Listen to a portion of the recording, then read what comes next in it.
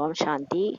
26/5/2024 காலை முரளி. ஓம் சாந்தி. அவ்யக்த பாப்தாதா ரிவைஸ் 31/12/1999 மதுபன்.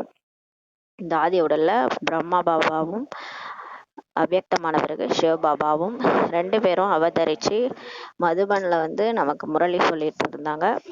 அந்த ஞான முரளியை இப்போ நம்ம கேட்கலாம். சிவபாபாவே ஆசிரியராகி நமக்கு பாடம் எடுக்க வந்திருக்காரு. நம்ம எல்லாம் இறை மாணவர்கள். இந்த ஞான முரளியை நம்ம கேட்கலாம். பாபா தலைப்பு கொடுக்குறாங்க. புதிய நூற்றாண்டில் தனது நடத்தை மற்றும் முகத்தின் மூலம் ஃபரிஸ்தா ஸ்வரூபத்தை வெளிப்படுத்துங்கள் சொல்லி பாபா சொல்றாங்க. தலைப்பு வரப்போற நூற்றாண்டு 2000 வரப்போகுது. 31/12 மறுநாள் 2000 ஆண்டு பிறக்க போகுது. அன்னைக்கு பாபா சொல்றாரு, அந்த புதிய நூற்றாண்டுல தனது நடத்தை மற்றும் முகத்தின் மூலம் ஃபரிஸ்தா ஸ்வரூபத்தை வெளிப்படுத்துங்கன்னு சொல்லி பாபா சொல்றாரு. உங்களை பார்த்தாலே உங்க நடத்தையும் சரி உங்க முகமும் சரி ஒரு ஃபரிஸ்தா மாதிரி தெரியணும்னு சொல்லி பாபா சொல்றாங்க. பாபா இன்று பாப்தாதா பரமாத்மாவின் பாலனைக்கு அதிகாரியான தனது குழந்தைகளை பார்த்து புன்முறுவல் செய்து கொண்டிருக்கின்றார். பரமாத்மா சிவன் பாப்தாதா 2 பேரும் அவருடைய பாலனைக்கு அதிகாரி. நம்ம அந்த மாதிரி இருக்கிற தனது குழந்தைகளை பார்த்து புன்முறுவல் செய்து கொண்டிருக்கின்றார். பார்த்து சிரிச்சிட்டு இருக்கிறாரு, புன்சிரிப்பு பண்ணிட்டு இருக்கிறார் பாபா. நம்மளெல்லாம் பார்த்து சுயம் பரமாத்மாவின் பாலனையில் வளர்ந்து கொண்டிருப்பவர்கள் மிகவும் பாக்கியசாலிகளாக இருக்கிறார்கள் சொல்லி பாபா சொல்றார். இப்ப பகவானே நமக்கு பாடம் எடுத்து நம்ம நடத்தைய சீர்திருத்துறாரு. சென்டர்ல போறோம், நமக்கு போக் வச்சு அவர் திருஷ்டிப்பட்ட சாப்பாடை நம்ம சாப்பிட்றோம். அவரே நம்ம பாலனை பண்ணிட்டு இருக்கிறாரு. வளர்ந்துட்டு இருக்கிறோம், அவரோட வளர்ப்புல வளர்ந்துட்டு இருக்கிறோம்னா நம்ம எவ்வளவு பாக்கியசாலியா இருக்கிறீங்கன்னு சொல்லி பாபா சொல்றாரு. உலகத்தினர் எங்களை பரமாத்மா கவனித்து கொண்டிருக்கிறார் என்று சொல்வார்கள். உலகத்தினர் என்ன சொல்லுவாங்கன்னா, எங்களை கடவுளே கவனிச்சிட்டு இருக்கிறாருன்னு சொல்லுவாங்க. ஆனால் அவர்களை விட விசேஷமான ஆத்மாக்கள் நடைமுறையில் உங்களை பரமாத்மாவே நேரடியாக வளர்த்து கொண்டிருக்கின்றார் சொல்லி பாபா சொல்றார். அவங்க சொல்லிட்டு தான் இருக்கிறாங்க, அவங்க பரமாத்மா யாருன்னு தெரியாமலே சொல்லிட்டு இருக்காங்க. ஆனா உங்களுக்கு கடவுளே நேரா விசேஷ ஆத்மாக்களாகிய உங்களுக்கு நேரடியாகவே உங்களை வளர்த்து நிற்கிறாரு அப்படின்னு சொல்லி பாபா சொல்றாரு. பரமாத்மாவின் பாலனை செய்கின்றார். பரமாத்மாவின் ஸ்ரீமத்தாக இருக்கிறது. அவருடைய ஸ்ரீமத் மூலம் நடந்து கொண்டிருக்கிறீர்கள் சொல்லி சொல்றாரு. வளர்ந்தும் கொண்டிருக்கிறீர்கள் சொல்லி பாபா சொல்றாரு. அது போல தன்னை விசேஷ ஆத்மா என்ற அனுபவம் செய்கிறீர்களா அப்படின்னு சொல்லி கேட்கிறாரு. அந்த அளவுக்கு நான் விசேஷ ஆத்மா, என்ன கடவுளே வளர்க்கிறாரு அப்படின்னு அனுபவம் பண்றீங்களா சொல்லி கேட்கிறாரு. தனது மகான் தன்மையை தெரிந்திருக்கிறீர்களா சொல்லி பாபா சொல்றாரு. நீங்க யாரு அதை உணர்ந்திருக்கிறீங்களா, உங்களுடைய மகான் தன்மையை புரிஞ்சிட்டீங்களான்னு சொல்லி கேட்கிறார். தற்சமயத்தில் பிராமணர்கள் மகான் ஆத்மாக்களாக தான் இருக்கிறார்கள். இந்த நேரத்துல நம் பிராமணர்கள் பகவானால் தேர்ந்தெடுக்கப்பட்ட குழந்தைகள் எல்லாருமே மகான் ஆத்மாக்களா தான் இருக்கிறாங்க இல்லையா. எல்லாரும் பகவானுடைய ஸ்ரீமத்தை ஃபாலோ பண்றாங்க. மேலும் எதிர்காலத்திலும் கூட சர்வசிரேஷ்ட மகானாக இருக்கிறீர்கள் சொல்லி பாபா சொல்றாரு. இப்பயும் நம்ம இருக்கிறோம், எதிர்காலத்திலையும் சர்வசிரேஷ்ட மகானாக இருக்கிறீங்கன்னு சொல்லி சொல்றாரு. துவாபர யுகத்திலும் கூட உங்களுடைய ஜட சித்திரங்களுக்கு முன்பாக யாராவது வந்தாலும் கூட வணங்கும் அளவிற்கு மகானாக இருக்கிறீர்கள் சொல்லி சொல்றாரு. அதுக்கப்புறம் துவாபர யுகத்துல நம்ம கோயில் கட்டி அந்த ஜட சித்திரங்கள் முன்னாடி யார் வந்தாலும் தலை குனிஞ்சு வணங்குற அளவுக்கு மகானா இருக்கிறீங்கன்னு சொல்லி சொல்றாரு. உங்களுக்கு மிகுந்த மகான் தன்மை இன்றளவும் இருக்கிறது சொல்லி பாபா சொல்றாரு. இன்று கூட எல்லாருமே கோயில்ல வணங்குறாங்க இல்லையா, இன்று வரைக்கும் பக்தர்கள் வணங்குறாங்க. ஒருவேளை வேறு யாராவது தேவதைகளை போன்று வேடமிட்டு செயற்கையாக கொள்கிறார்கள்னா, லட்சுமி நாராயணன் வேடமிடுவது சிலையை உருவாக்குகிறார்கள், ஸ்ரீராமரின் சிலையை உருவாக்குகிறார்கள். ஆனால் எவ்வளவு நேரம் அவர்கள் தேவதைகளை போன்று நடிப்பை நடிக்கிறார்களோ, இவர்கள் சாதாரண மனித ஆத்மா என்று தெரிந்திருந்தாலும் கூட தேவதையின் நடிப்பை நடிக்கக்கூடிய அந்த சாதாரண ஆத்மாவையும் வணங்குகிறார்கள் சொல்லி சொல்றார். பாருங்க, இந்த நேரத்துல கலியுகத்துல நிறைய அந்த டிராமாலாம் எடுக்கிறாங்க. சில பேர் ரோட்லயே கூட நிறைய வேஷம் போட்டுட்டு வருவாங்க. லட்சுமி நாராயணன் மாதிரி, முருகர் மாதிரிலாம் வேஷம் போட்டு வருவாங்க. இப்ப சினிமாலேயே நம்ம டெலிவிஷன்லயே நிறைய மகாபாரத தொடர் அதெல்லாம் கிருஷ்ணர் மாதிரி வேஷம் போடுறாங்களா, அவங்களுக்கே அந்த ஒரு மரியாதை இருக்கும் இல்லையா. அவங்கள பார்த்தாலே கிருஷ்ணர் மாதிரியே இருக்கும். அதான் அவங்கள கூட சாதாரண மனித ஆத்மாவா இருந்தா கூட அந்த தேவதையின் நடிப்பை நடிக்கக்கூடியவங்களுக்கே மக்கள் என்ன பண்றாங்கன்னா அவங்கள வணங்குறாங்கன்னு சொல்லி சொல்றாரு. உங்களுடைய ரூபத்திற்கான மகான் தன்மை இருக்கவே தான் செய்கிறது சொல்றாரு. ஆனா உண்மையிலே அது உங்களுடைய ரூபம் தான் சொல்லி சொல்றாரு. உங்களுடைய ரூபத்திற்கான மகான் தன்மை, அதை யாராவது வேஷம் போட்டிருந்தா கூட அதுக்கு கூட மதிப்பு இருக்குன்னு சொல்லி சொல்றாரு. அப்ப எந்த அளவுக்கு மகான் ஆத்மாக்களா அந்த லட்சுமி நாராயணன் ராமர் சீதையெல்லாம் இருப்பாங்கன்னு சொல்லி பாபா சொல்றாரு. ஆனால் உங்களுடைய பேரில் நடிக்கும் ஆத்மாக்களையும் கூட மகானாகவே புரிந்து கொள்கிறார்கள் சொல்லி சொல்றாரு. சும்மா அந்த வேஷம் போட்டவங்கள கூட மகானாகவே புரிஞ்சுக்கிறாங்கன்னு சொல்றாரு. எனவே அது போல தன்னை மகான் ஆத்மாவாக அனுபவம் செய்கிறீர்களா? பாருங்க, உங்களை மாதிரி சாதாரண வேஷம் போட்டவங்களே எல்லாரும் வணங்குறாங்க, அந்த அளவுக்கு மதிக்கிறாங்கன்னா அப்ப உண்மையான அது நீங்க தான் சொல்லி பாபா சொல்றாரு. நீங்க தான் அந்த மாதிரி நடிச்சு வந்தீங்க சத்தியுகத்துல இருந்து, சொர்க்கத்துல இருந்து. நீங்க தான் அது குழந்தைகளே. உங்களை அது போல தன்னை மகானாத்மாவாக நீங்க முதல்ல அனுபவம் செய்றீங்களான்னு சொல்லி கேட்கிறார் பாபா. தெரிந்திருக்கிறீர்கள், புரிந்திருக்கிறீர்கள், ஆனால் எமர்ஜ் ரூபத்துல விழிப்புணர்வுடன் தன்னை அனுபவம் செய்கிறீர்களா சொல்லி சொல்றாரு. இப்ப பாபா சொல்றாரு முரளியில, பாபா சொல்லிட்டாரு அதனால நானும் ஒரு வேளை இருக்கலாம், தேவதையா இருந்திருக்கலாம் அப்படின்னு நம்பிக்கை இல்லாம கூட சில பேர் இருக்கலாம். தெரிஞ்சுக்கிறீங்க, புரிஞ்சிருக்கிறீங்க, ஆனா அத எல்லாருமே எமர்ஜ் ரூபத்துல விழிப்புணர்வோட அனுபவம் செய்றீங்களா? ஆமா, உண்மைதான், நான் தான் ஒரு காலத்துல அந்த மாதிரி வாழ்ந்தேன், உண்மையா என்னதான் அந்த மாதிரி பூஜை செஞ்சுட்டு இருக்கிறாங்கன்றத நீங்க விழிப்புணர்வோட அனுபவம் செய்கிறீங்களான்னு சொல்லி பாபா கேக்குறாரு. அந்த சில பேய் படத்தெல்லாம் கூட காட்டுவாங்களே, அந்த அருந்ததி படத்துல கூட காட்டுவாங்க. அது அந்த அவ இறந்து போய் அடுத்து திரும்ப மறுபிறவி எடுத்து வரும்போது திரும்ப அந்த இடத்துக்கு போகும்போது அவர் உள்ள இருக்கிற அந்த இது எமர்ஜ் ஆகும். நான் தான் அதுன்ற மாதிரி உன்னை விடமாட்டேன்னு சொல்லி அந்த பேய் சொல்லும் போது சொல்லுவா, இல்ல நீ வர முடியாதுன்னு சொல்லிட்டு அப்படியே ரொம்ப அவளுக்கு உள்ள இருக்கிற அந்த பழைய பிறவியோட உணர்வு வெளியே வரும். அது நான் தான் அருந்ததின்றது அவளுக்கு உள்ள இருக்கிறது வெளியே வரும். அந்த மாதிரி பாபா சொல்றாரு, நீங்க இப்ப இந்த ஜென்மம் கடைசி பிறவில உங்களுடைய பழைய உணர்வுல உங்களுக்கு மெர்ஜ் இருக்குது, எல்லாமே உள்ள அடங்கி இருக்குது. நீங்க முதல் பிறவியா நடிச்ச நடிப்பு எமர்ஜ் ஆகுதான்னு சொல்லி கேக்குறாரு பாபா. அந்த அளவுக்கு அனுபவம் செய்கிறீங்களா சொல்லி கேக்குறாரு. அதை நம்ம ஆழ் மனசுல போயிட்டு பாபாவை அதிகமா நினைவு செய்ய செய்ய நம்மளோட தெய்வீக குணங்கள்லாம் வெளியாகும். அப்ப சொர்க்கத்துல நம்ம நடிக்கும் போது நம்ம கிட்ட இருந்த தெய்வீக குணங்கள், அந்த தேவதை குணங்கள்லாம் வெளிவரும். அந்த மாதிரி அனுபவம் செய்றீங்களான்னு சொல்லி கேக்குறாரு. ஏனெனில் முக்கியமான ஆதாரமே அனுபவம் செய்வதுதான் சொல்லி பாபா சொல்றாரு.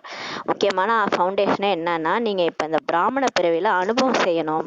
நான் தான் அது கடவுளே சொல்லியிருக்காருன்னா அப்ப நான் தான் சொல்லி நம்பணும். நம்பி நீங்க யோகா பண்ண பண்ண நீங்க அமைதி கடல்ல, சாந்தி கடல்ல நீங்க முழுக முழுக கடவுளே தர அந்த அனுபவம் பண்ணும்போது நான் தான் அந்த தெய்வீக குணமுள்ள ஆத்மான்றத நீங்க அனுபவம் பண்ணணும். அனுபவம் செஞ்சு மத்தவங்களுக்கும் சொல்லணும் சொல்லி பாபா சொல்றாரு.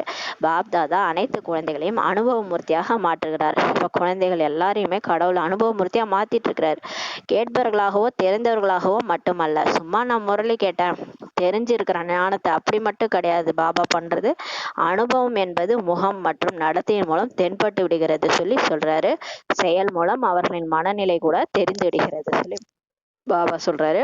சும்மா நம்ம ஞானம் கேட்டோம் போனோம் அப்படி இல்லை, அவங்க அனுபவம் பண்ணியிருக்கிறாங்கன்றத அவங்களுடைய முகம் மற்றும் நடத்தையின் மூலமே தென்பட்டுருது சொல்லி பாபா சொல்றாரு. அவங்களோட செயல் மூலம் கூட அவங்களோட மனநிலை புரிஞ்சுக்குது.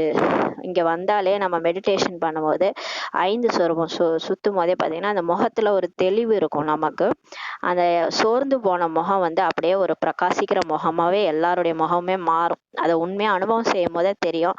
நம்ம முகம் அவ்வளோ பிரகாசமா பொலிவா இருக்கும். அந்த நம்மளுடைய கடவுளே நமக்கு கிடைச்சிட்டாரு அப்படின்னும் போது அந்த முகத்துல ஒரு பொலிவு தெரியும்.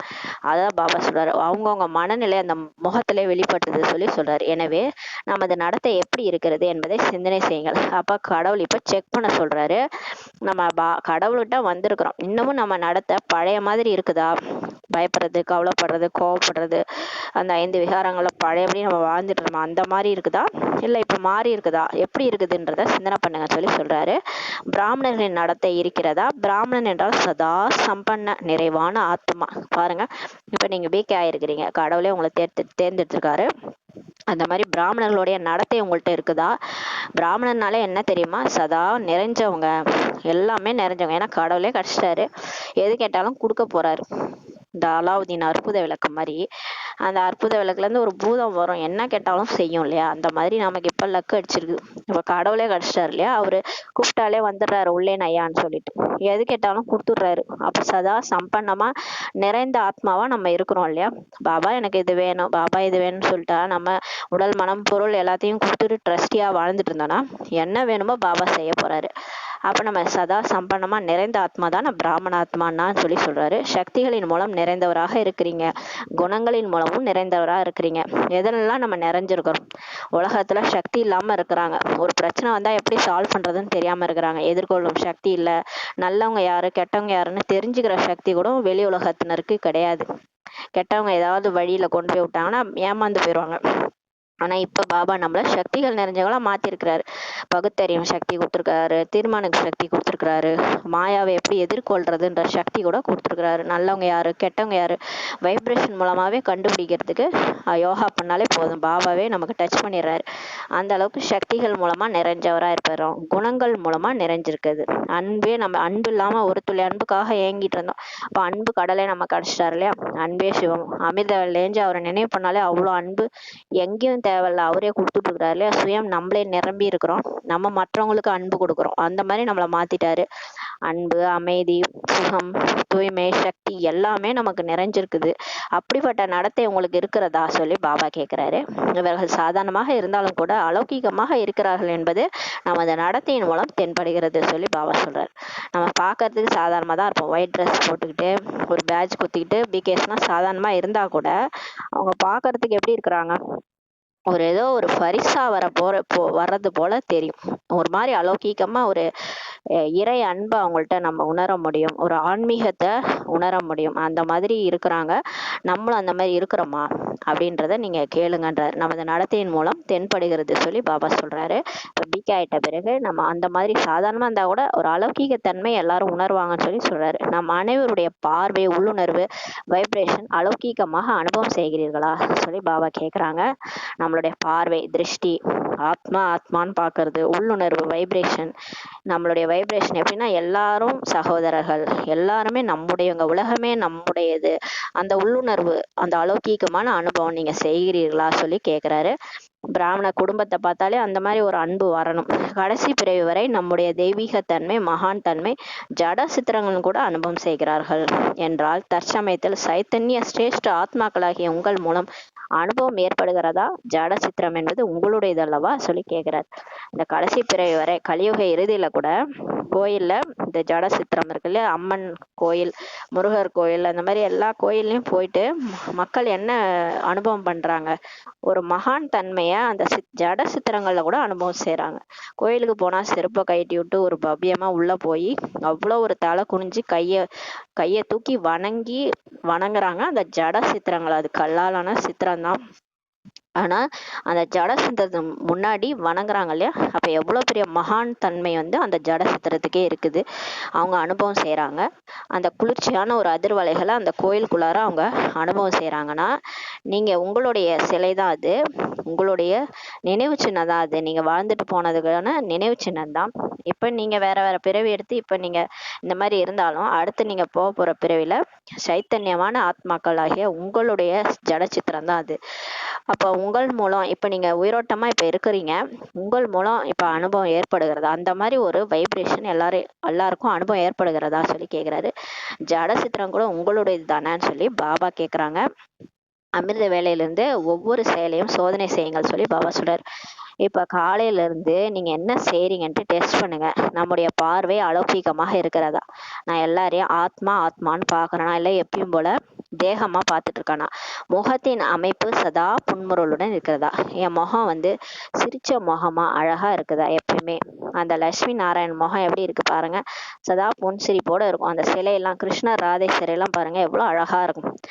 ஏன் அவங்க மட்டும் அவ்வளவு அழகா இருக்கிறாங்க? அப்ப அந்த முகத்தின் அமைப்பு அந்த சதா புன்முறுவலோட, என்னுடைய முகம் இந்த பிராமண பிரிவில பகவானை நினைச்சிட்டு அந்த புன்முறுவலோட காலையில இருந்து சாயங்காலம் வரைக்கும் நான் இருக்கிறேன்னா, ஒரே ரசனை அலௌகீகமாக இருக்கிறதா அல்லது நேரத்திற்கு தகுந்தாற் போல மாறி விடுகிறதா சொல்லி பாபா செக் பண்ண சொல்றாரு. ஒரே ரசனை, எப்பயும் பாபா நினைவு. பிரச்சனை வந்தாலும், பிரச்சனையே இல்லைன்னா நல்லா முகம் சிரிச்சிட்டு இருக்கோம், அது பிரச்சனை கிடையாது. ஆனா பிரச்சனை வரும்போது கூட இது எனக்கு ஒன்றும் புதுசு இல்லை, இது போன காலமா இதான் நடந்துச்சு, பாபா என் கூட இருக்கிறார், நான் எல்லாத்தையும் சமாளிச்சிருவேன் அப்படின்ட்டு அப்பயும் சதா புன்முறுவலோட நம்ம இருக்கிறோமா, இல்ல நேரத்துக்கு தகுந்தாற் போல முகம் மாறிடுதா சொல்லி பாபா கேக்குறாரு.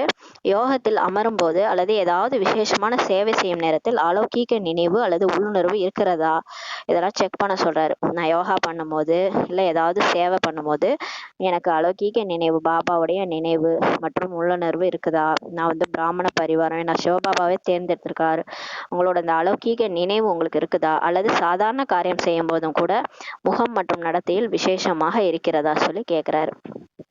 அதாவது சிரேஷ்டமான காரியம் சேவை செய்யும் போது, யோகாவில் உட்காரும் போதும் அந்த மாதிரி இருக்குதா, இல்லை சாதாரண காரியம் செய்யும் போது கூட உங்கள் முகம் மற்றும் நடத்தை விசேஷமாக இருக்குதா சொல்லி பாபா கேட்குறார். சாதாரணமாக நம்ம நடக்கும் போது, சமையல் செய்யும் போது, நம்ம வீட்டில் சாதாரணமாக இருக்கும் போது கூட நம்மளுடைய உள்ளுணர்வு, முகம், நடத்தை, அந்த வைப்ரேஷன் வந்து இருக்குதான்னு சொல்லி கேட்குறாரு. யார் வேண்டுமானாலும் உங்களை பார்க்கட்டும், காரியங்களில் மிகவும் பிஸியாக இருக்கிறீர்கள், ஏதாவது குழப்பமான விஷயம் முன்னால் வருகிறது, உங்களை யாருன்னா பார்க்கட்டும், நீங்கள் ரொம்ப காரியத்துல பிஸியா இருக்கிறீங்க, அப்ப ஏதோ ஒரு குழப்பமான விஷயம் வருகிறது, ஆனால் உங்களை அலௌகீகமாக புரிந்திருக்கிறீர்களா, எனவே வார்த்தை மற்றும் நடத்தை, முகத்தில், சாதாரணமான செயலிலும் கூட விடுபட்டவராகவும் அன்பானவராகவும் அனுபவமாகிறதா என்பதை செக் செய்யுங்க, சோதனை செய்யுங்கன்னு சொல்லி சொல்றாரு.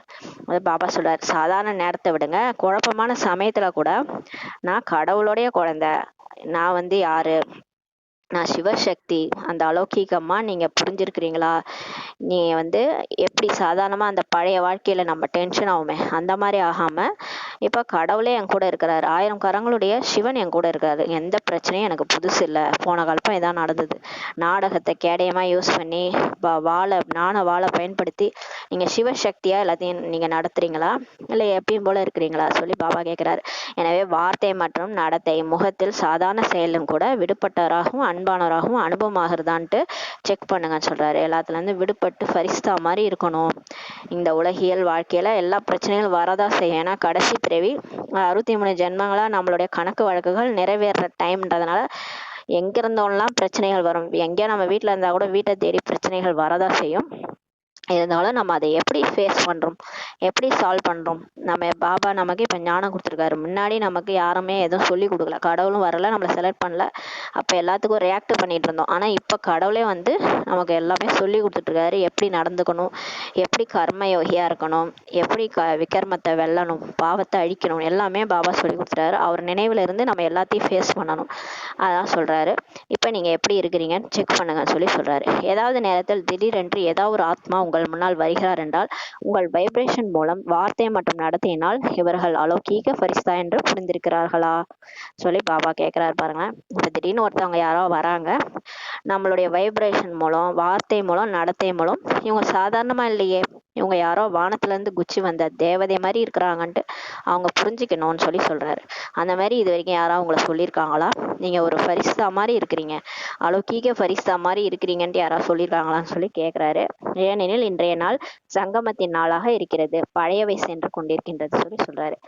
ஏன்னா இன்னைக்கு நம்ம சங்கம யுகத்துல இருக்கிறோம், சங்கம யுகத்துல ஒரு நாள் தான் இன்னைக்கு, இப்ப பழைய விஷயம்லாம் முடிஞ்சிருச்சு, புதியவை வந்து கொண்டிருக்கிறது சொல்லி சொல்றாரு. அதனாலதான் பாபா நமக்கு நினைவை ஏற்படுத்திட்டு இருக்கிறார். குழந்தைகளே, இப்ப இது பிராமண சங்கம யுகம், இது நீங்க பிராமணன்னா இருக்கிறீங்க, உங்களை பகவானே தேர்ந்தெடுத்து பாடம் எடுத்துட்டு இருக்கிறாருன்னு ஞாபகப்படுத்துறாரு. எனவே என்ன புதுமை தன்மை உலகத்திற்கு முன்பாக காட்டுவீர்கள், இப்ப புதுசா வந்துட்டு இருக்குது இல்லையா, நாளைக்கு இன்னைய விட நாளைக்கு புதியவை தான், ஒரு நாள் வந்து புதுசா ஒரு நாள் நாளைக்கு ஆரம்பிக்குது, அப்ப என்ன புதுமை தன்மை நீங்க உலகத்துக்கு முன்பாக காட்ட போறீங்கன்னு சொல்லி கேட்கிறாரு. உள்ளுக்குள் நினைவு இருக்கிறதா அல்லது புரிந்திருக்கிறீர்களா, அந்த விஷயம் தனிப்பட்டதாக இருக்கிறது, ஆனால் ஸ்தாபனையின் நேரத்தை யோசியுங்கள், எவ்வளவு காலம் ஸ்தாபனைக்காக நேரம் கடந்து போன நேரம் போக மீதம் எவ்வளவு நேரம் மிகவும் குறைவாக இருக்கிறது. பாருங்க, எவ்வளவு நாளா பாபா வந்து ஸ்தாபனை பண்ணிட்டு இருக்கிறாரு, அதுல எவ்வளவு நேரம் ஸ்தாபனைக்கான நேரம் போயிருக்குது, கடந்து போன நேரத்துல போக மீதம் எவ்வளவு நேரம் இப்ப இருக்குது, நேரம் மிகவும் குறைவாக இருக்கிறது சொல்றாரு பாபா. எனவே என்ன அனுபவம் ஏற்பட வேண்டும், இப்ப நமக்கு என்ன அனுபவம் ஏற்பட வேண்டும், மிகவும் நல்ல முயற்சியாளர்கள் இருக்கிறார்கள் என்பதை பாப்தாதா தெரிந்திருக்கிறார். பாபா இப்ப கூட மேல வந்து பார்த்துட்டு இருக்கிறாரு, நிறைய குழந்தைகள் நல்ல முயற்சி பண்றாங்க, முயற்சியும் செய்கிறார்கள், பறந்து விடவும் செய்கிறார்கள், ஆனால் பாப்தாதா இந்த 21ஆம் நூற்றாண்டில் புதுமை தன்மையை பார்க்க விரும்புகிறார். குழந்தைகள் நல்லா முயற்சி செய்கிறாங்க, ஃபரிஸ்தா மாதிரி பறக்குறாங்க. இருந்தாலும் பாபா புதுமை தன்மையை எல்லாத்தையும் எதிர்பார்க்குறாராம். அனைவரும் நல்லவர்களாகவும் இருக்கிறீங்க, விசேஷமானவர்களாகவும் இருக்கிறீங்க, மகானாகவும் இருக்கிறீங்க.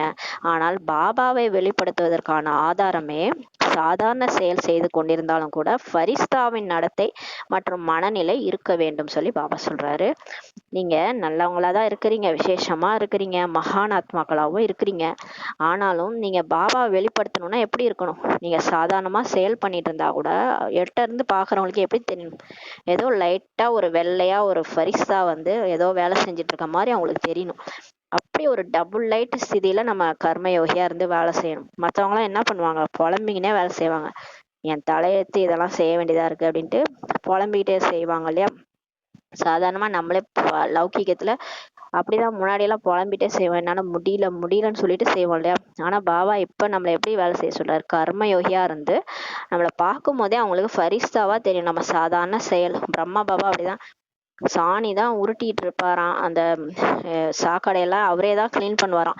அதை கிளீன் பண்ணிட்டு இருக்கும்போது பார்த்தா ஏதோ வந்து ஒரு அலௌகீக ஃபரிஸ்தா வேலை செஞ்சுட்டு இருக்க மாதிரி தான் அனுபவம் ஆகுமா. அந்த அளவுக்கு அவர் வந்து ஒரு ஃபரிஸ்தா நிலையில இருந்து அந்த அவருடைய தேவதா சுரூபம் அதை கூட ஞாபகம் வச்சுட்டு அந்த நிலையில இருந்து அவர் செய்வாராம். கர்மயோகியா இருந்து வேலை செய்யும் போது அவரை பார்த்தா அப்படி தெரியுமா, மற்றவங்களுக்கு ஃபரிஸ்தா மாதிரி தெரியுமா. அந்த மாதிரி நம்ம செய்யும் போது நம்மளை பார்க்கும் போது அவங்களுக்கு எப்படி தெரியும்னா ஃபரிஸ்தாவின் நடத்தை மற்றும் மனநிலை தான் இருக்கணும், டபுள் லைட்டா இருக்கணும். நம்ம அந்த காரியம் செய்யறது ஒரு சுமையா பேர்டனா மற்றவங்களுக்கு தெரியக்கூடாது. நம்மளே புலம்பிட்டு செஞ்சோன்னா அவங்களுக்கு ஐயோ ஏன்டா இவங்க வீட்டுக்கு வரோன்ற மாதிரி அவங்களுக்கு ஃபீல் ஆகும், என்ன இவ்வளோ கஷ்டப்பட்டு செய்கிறாங்க அப்படின்ட்டு. அப்போ வந்து நம்ம வந்து செய்யும் போது பாபா நினைவுல கர்மயோகியா இருந்து செய்யும் போது டபுள் லைட்டாக ஃபீல் ஆகும், நமக்கும் ஃபீல் ஆகணும், நம்ம கூட இருந்து நம்மளை பார்க்குறவங்களுக்கும். நம்ம சாதாரண செயல் செஞ்சால் கூட ஒரு ஃபரிஸ்தா வேலை செஞ்சுட்டு இருக்கிற மாதிரி நம்மளுடைய நடத்தை நம்மளுடைய மனநிலை எல்லாமே அவங்களுக்கு அந்த மாதிரி ஒரு அனுபவம் ஆகணும்னு சொல்லி பாபா சொல்றாரு. அப்ப பாருங்க, நீங்க நல்லவங்களா இருக்கிறீங்க, விசேஷமா இருக்கிறீங்க, மகானா இருந்தா கூட இந்த மாதிரி ஒரு அனுபவம் மற்றவங்க செய்யணும்னு சொல்லி சொல்றாரு. விஷயம் அப்படி இருந்தது, வேலை அந்த மாதிரி இருந்தது, சூழ்நிலை அவ்வாறு இருந்தது, பிரச்சனை வேறு மாதிரியாக இருந்தது, ஆகையால் சாதாரணமானதாக ஆகிவிட்டது என்பதை பாப்தாதா பார்க்க விரும்பவில்லை சொல்லி பாபா சொல்றார். நம்ம சொல்றோம் இல்லையா, பாபா நீங்க ஈஸியா சொல்லிட்டீங்க, எனக்கு பாருங்க விஷயம் அப்படி இருந்தது, எப்படி பிரச்சனை தெரியுமா, உங்களுக்கு என்ன தெரியணும் நம்ம பாபாட்ட. வேலை கூட அப்படி வேலை பலு பாப்பா, பாபா காலையில இருந்து ஒரே வேலை, என்னால எப்படி நான் முகம் சுளிக்காம வேலை செய்யறது, சூழ்நிலை கூட அந்த மாதிரி இருந்தது பாபா, அவ்வளோ பிரச்சனை கூட வேற மாதிரியா இருந்தது, அதனாலதான் சாதாரணமானது ஆயிடுச்சுன்னு சொல்லி பாபா அந்த மாதிரி சொல்றத கூட கேட்க விரும்பல, பார்க்கவும் விரும்பலன்னு சொல்லி பாபா சொல்றாரு. அந்த அளவுக்கு நம்மளை மாற சொல்றாரு பாபா. ஃபரிஸ்தா சொரூபம் என்றாலே நினைவு சொரூபம், சாக்கார சொரூபத்தில் இருப்பதாகும் சொல்லி சொல்றாரு. இந்த சாக்காரத்துல பூலோகத்துல நம்ம இருந்தா கூட பாபா நினைவுல இருக்கிறது நினைவு சொரூபம், சாக்கார சொரூபம் தான் ஃபரிஸ்தா சொரூபம் சொல்லி பாபா சொல்றாரு. அப்படிப்பட்ட மாற்றம் எப்படிப்பட்ட நேரமாக இருந்தாலும் சரி, சூழ்நிலையிலும் அலௌகீகமாக அனுபவம் ஏற்படும் சொல்லி சொல்றாரு. அந்த மாதிரி நீங்க உண்மையான ஃபரிஸ்தாவா மாறிட்டீங்கன்னா அது எப்பேற்பட்ட நேரமா இருந்தாலும் சரி, சூழ்நிலையா இருந்தாலும் சரி, ஆனா உங்களை பார்க்கும் போது எல்லாருக்கும் அலௌகீகமான அனுபவம் ஏற்படும். இவங்க யாரோ வானத்துல இருந்து குச்சி வந்த தேவதை மாதிரி இருக்கிறாங்கன்னு சொல்லுவாங்க. நீங்க அவ்வளோ டபுள் லைட்டா பாபா நினைவுல காரியம் செய்வீங்க, அந்த மாதிரி ஃபரிஸ்தாவா மாறுங்கன்னு சொல்றாரு. அவ்வாறு இருக்கிறதா அல்லது சிறிது வேறுபடுகிறதா சொல்லி பாபா கேட்கிறாரு. எப்படிப்பட்ட பிரச்சனையோ அப்படி சொரூபத்தை மாற்றிக்கொள்ளாதீர்கள் சொல்லி சொல்றாரு பாபா. காலையில நல்லா இருந்துச்சு, சிரிச்சுக்கிட்டே இருப்போம், திடீர்னு மதியானம் பிரச்சனை வந்துருச்சு, உருன்னு இருக்கிறோம் அப்படின்னா அப்ப சொரூபம் மாறுது இல்லையா. அப்ப வந்து நம்ம காலையில நல்லா இருந்தது, நம்ம சந்தோஷமா இருக்கிறோம், சந்தோஷமா சூழ்நிலை இருக்கும்போது சந்தோஷமா சிரிச்சிட்டு இருக்கிறோம், துக்கமா சூழ்நிலை இருக்கும்போது முகம் மாறிடுது. அதான் பாபா சொல்றாரு, எப்படிப்பட்ட பிரச்சனையோ அப்படிப்பட்ட சுரூபத்தை மாற்றிக்கொள்ளாதீங்கன்னு சொல்லி பாபா சொல்றாரு. விஷயங்கள் உங்களை ஏன் மாற்ற வேண்டும், நீங்கள் விஷயத்தை மாற்ற வேண்டும் சொல்லி சொல்றாரு. எந்த விஷயமும் உங்களை மாத்தக்கூடாது, நீங்க மாத்துங்க அந்த விஷயத்த. நான் வந்து சக்திசாலியான ஆத்மா, நான் நிர்பய ஆத்மா, நான் தைரியமான ஆத்மா, சொல்லுங்க சுமானத்துல இருங்க, உங்களை கிட்டக்க வர பிரச்சனை கூட உங்களை பார்த்து பயந்து போயிடும் இல்லையா? அந்த விஷயத்த நீங்க மாத்தணும். அந்த விஷயம் வந்து நம்மளை மாத்தி விட்டு சோகமா கன்னத்துல கையை வச்சுட்டு நம்ம உட்காந்துடக்கூடாது. இந்த விஷயம் என்னை இப்படி பண்ணிருச்சு, இந்த சூழ்நிலை என்னை இப்படி பண்ணிருச்சுன்னு சொல்லிட்டு நம்ம நம்ம வந்து விஷயத்தையும் சூழ்நிலையும் பழி போட்டு நம்ம கன்னத்துல கையை வச்சுட்டு உட்காரக்கூடாது. மாறாக நான் சக்திசாலியான ஆத்மா, என்னை எந்த விஷயமும் எதுவுமே செய்ய முடியாது அப்படின்ட்டு நீங்க தைரியசாலியா உட்காந்துக்கணும். விஷயம் உங்களை பார்த்து பயந்து ஓடிடணும். உங்களை யாராலையும் மாத்த முடியக்கூடாது, அந்த மாதிரி நீங்க இருக்கணும் சொல்லி சொல்றாரு. பேச்சு உங்களை மாற்றுமா அல்லது நீங்கள் பேச்சை மாற்ற வேண்டுமா சொல்லி சொல்றாரு. யாராவது பேசி பேசி உங்களை மாத்துவாங்களா இல்ல நீங்க பேசி அவங்கள மாத்துவீங்களான்னு சொல்லி கேக்குறாரு. மாற்றம் என்று எதை சொல்லப்படுகிறது? நடைமுறை வாழ்க்கையின் உதாரணமாக யாரை சொல்லப்படுகிறது? எப்படி நேரமோ எப்படி சூழ்நிலையோ அப்படி சொருமமாவது. இது சாதாரணமானவர்களுக்கும் ஏற்படுகிறது சொல்லி சொல்றாரு. பாருங்க, எப்படி நேரம் சூழ்நிலை அப்படின்னா உடனே அந்த டைமுக்கு அப்படி மாறிக்குவாங்க இல்லையா? ஒரு அழுகிற சூழ்நிலை, ஒரு துக்கமான இடம்னா எல்லாரும் அழுவாங்க. ஒரு மகிழ்ச்சியான இடம், ஒரு திருமண விசேஷம்னா எல்லாரும் சிரிச்சுக்கிட்டு டான்ஸ் ஆடுவாங்க. இது சாதாரணமானவங்க கூட செய்வாங்க இல்லையா?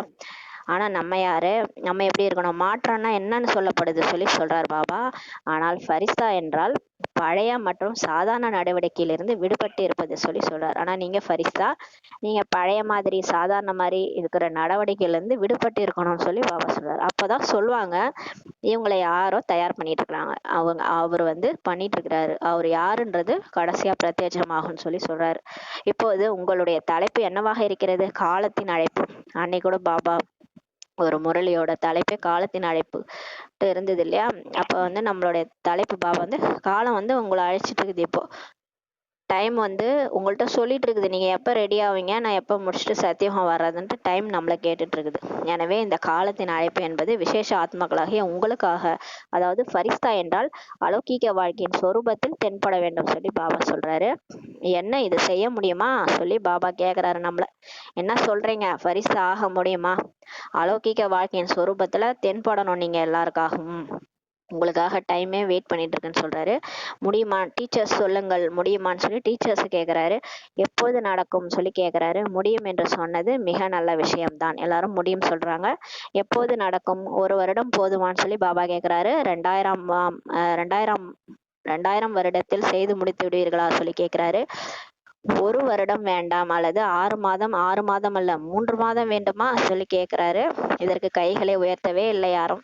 உங்களுடைய ஸ்லோகன் என்ன நினைவிருக்கிறதா? எப்போது இல்லை என்றால் எப்போதுமே இல்லை. இந்த ஸ்லோகன் ஞாபகம் இருக்கான்னு சொல்லி கேக்குறாரு. இது யாருடைய ஸ்லோகன் சொல்லி கேக்குறாரு. பிராமணர்களுடையதா அல்லது தேவதைகளுடையதா? இப்போது இல்லையில் எப்போது இல்லைன்ற ஸ்லோகன் யாருது? பிராமணருடையது தானே அப்படின்னு சொல்லி சொல்றாரு. எனவே என்ன நடந்தாலும் சரி அலௌகிகத்தன்மை போய்விடக்கூடாது சொல்லி பாபா சொல்றாரு. அப்ப வாழ்க்கையில மாயா எந்த விதமான பிரச்சனைகள் கொண்டு வந்தாலும் நான் அலௌகிகமான ஃபரிஸ்தா, என் கூட கடவுளே இருக்கிறாரு, நான் கர்ம யோகியாகி இருந்து காரியம் செய்வேன், என் முகம் வந்து வாடியே இருக்காது, எப்பவுமே முகம் மலர்ந்துதான் நான் இருப்பேன், எந்த சூழ்நிலையிலும் என்னுடைய மனநிலை மாறாது, சதா டபுள் லைட்டா இருப்பேன், என்னுடைய முகம் மற்றும் நடத்தையை பார்த்தா ஒரு ஃபரிஸ்தா மாதிரி தெரியும், அந்த மாதிரி இருக்கணும்னு சொல்றாரு. இதுதான் புது நூற்றாண்டில் பாப்தாதாவை பார்க்க விரும்புகின்றார் சொல்லி சொல்றாரு. இப்போ வந்து நம்மள அடுத்த வருஷம் பாபா இதை பார்க்க விரும்புகிறாராம். இதற்காக 4 வார்த்தைகளில் கவனம் வைக்க வேண்டியிருக்கிறது. அது என்ன? இதுக்காக நீங்க 4 வார்த்தையை கவனம் வைக்கணும். என்னன்னு கேக்குறாரு. அந்த விஷயம் புதிதல்ல, ஏற்கனவே கேட்டவை தான் ரிவைஸ் செய்து கொண்டிருக்கிறார். இது பாபா ஏற்கனவே முரளியில சொல்லியிருக்காரு. 4 வார்த்தை, ஒரு விஷயம், நல்ல சிந்தனை செய்வது. ஃபர்ஸ்ட் வார்த்தை என்னன்னா நல்ல சிந்தனை செய்யணும், நல்லதே நினைக்கணும். 2வது நல்ல எண்ணங்கள் உருவாக்கணும். 3வது நல்ல உணர்வுகள், நல்ல வைப்ரேஷன்ஸ் நம்மள்ட்ட இருந்து போனோம். இவர்கள் மாறினால்தான் நான் மாறுவேன் என்ற உணர்வு அல்ல, நான் மாறிக்கிறேன்றத இருக்கணும். அடுத்து வந்து மற்றவர்களுக்காகவும் சுப பாவனை, தன் மீதும் சுப பாவனை. மேலும் 4வதாக நல்ல சிரேஷ்ட நினைவு மற்றும் சொரூபம் சொல்லி சொல்றாரு.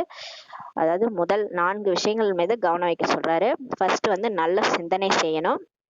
2வது நல்ல எண்ணங்களை உருவாக்கணும். 3வது நல்ல உணர்வுகள், நல்ல வைப்ரேஷன்ஸ்.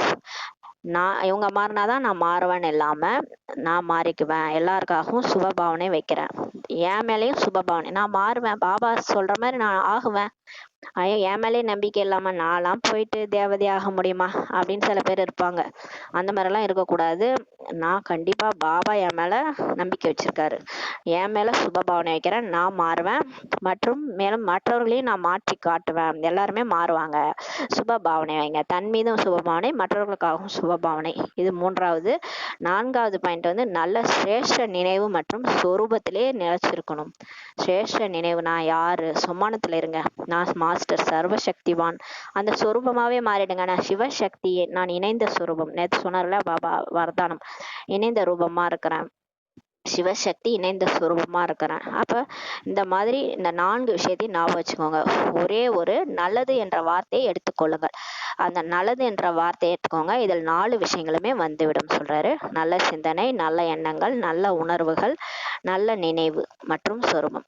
இந்த நல்லன்ற வார்த்தையை எடுத்துக்கிட்டு இந்த 4 விஷயங்களும் வந்துடும் சொல்றாரு. நாம் அனைத்து விஷயங்களிலும் நல்ல சுப என்ற வார்த்தையை நினைவில் வைக்க வேண்டும் சொல்றாரு. அந்த நல்லன்ற வார்த்தை தான் நம்ம சுப சிந்தனை தான் வைக்கணும்.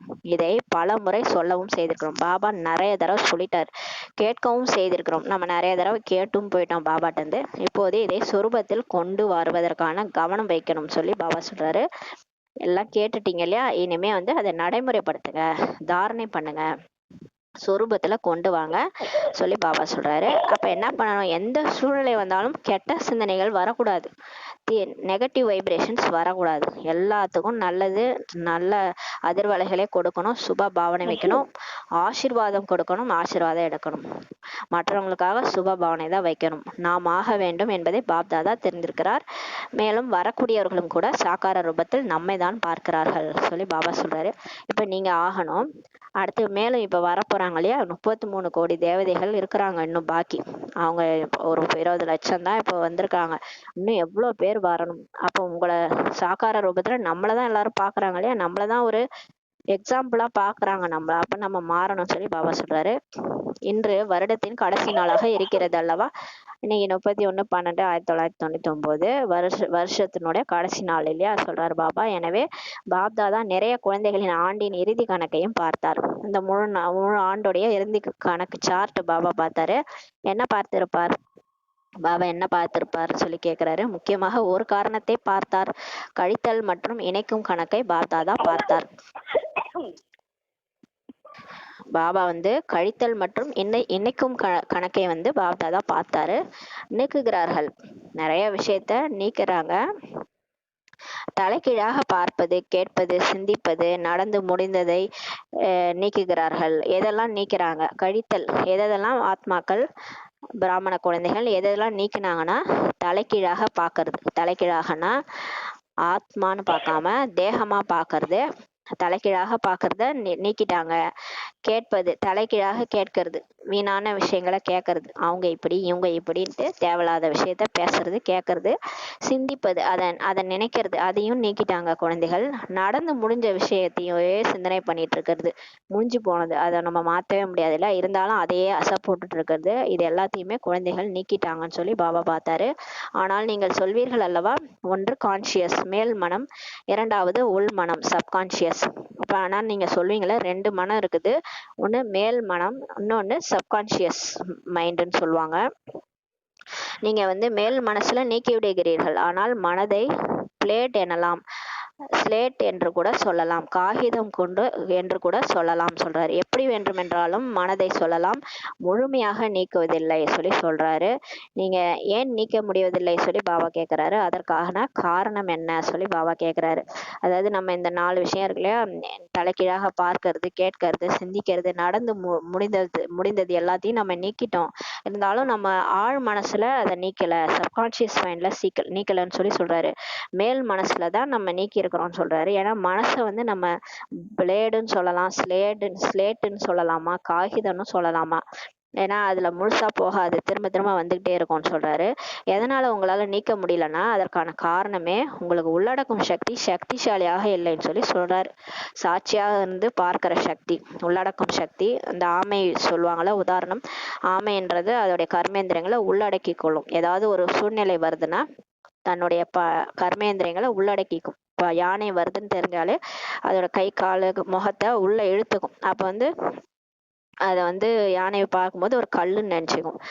இல்லைன்னா அது என்ன பண்ணியிருக்கும், அது மேலே மிரிச்சுன்னா அது செத்து போயிடும் இல்லையா. அது கல் மாதிரி இருக்கும், அது மேலே நடந்தா கூட அதுக்கு ஒன்றும் ஆகாது.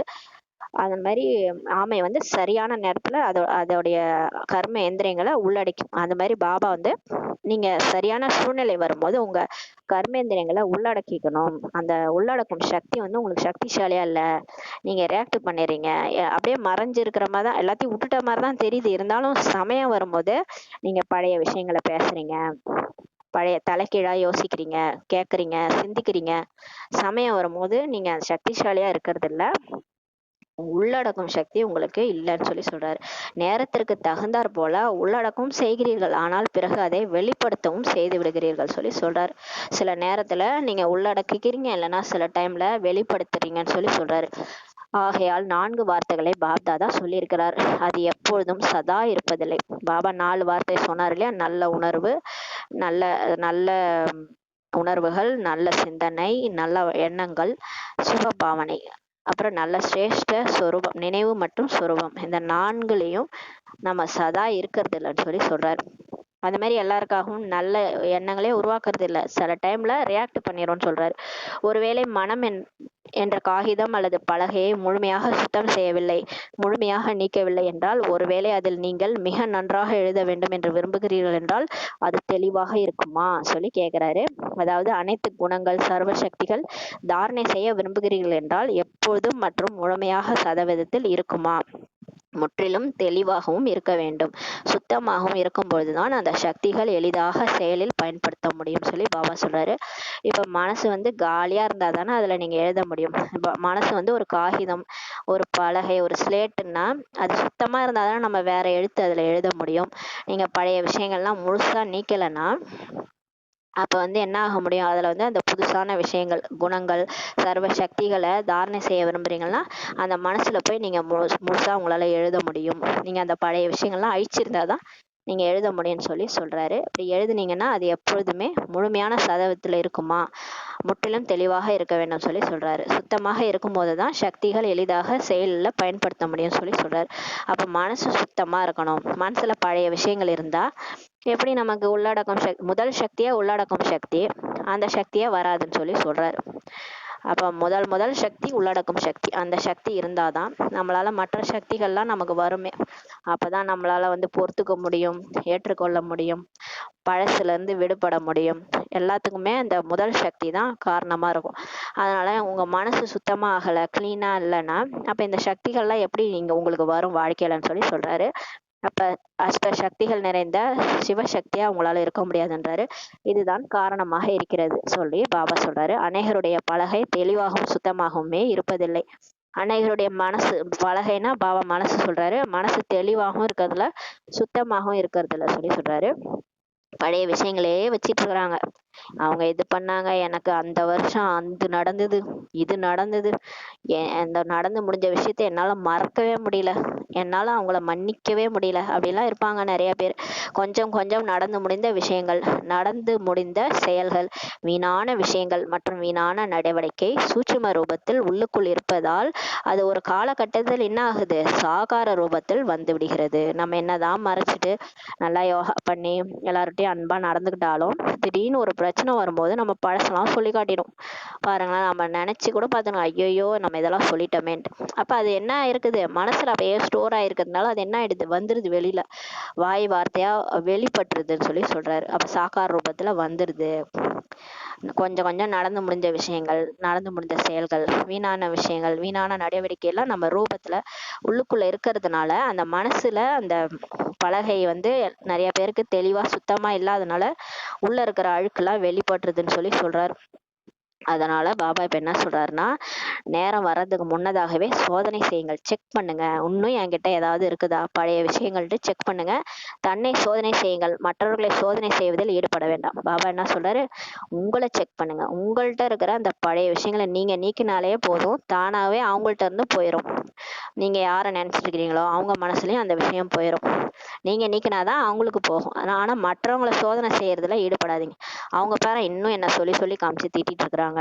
அவங்க சரியில்லை, இவங்க என்ன இப்படி பண்றாங்க அப்படின்ட்டு மத்தவங்கள சோதனை பண்ணிட்டு இருக்காதீங்க. அவங்க மாறிட்டாங்களா, என் கூட இருக்கிறாங்களே அந்த ஆத்மா மாறிட்டாங்களா, என்ன மட்டும் மாற சொல்றீங்க அப்படின்லாம் நீங்க கேட்காதீங்க. மற்றவங்கள சோதனை செய்யாதீங்க, நீங்க உங்களை சோதனை செய்யுங்கன்னு சொல்லி பாபா சொல்றாரு. நீங்க செக் பண்ணி சேஞ்ச் பண்ணிட்டாலே ஆட்டோமேட்டிக்கா உங்களை சுத்தி இருக்கிற வைப்ரேஷன், சுற்றி இருக்கிறவங்க மாறிடுவாங்கன்னு சொல்லி சொல்றாரு.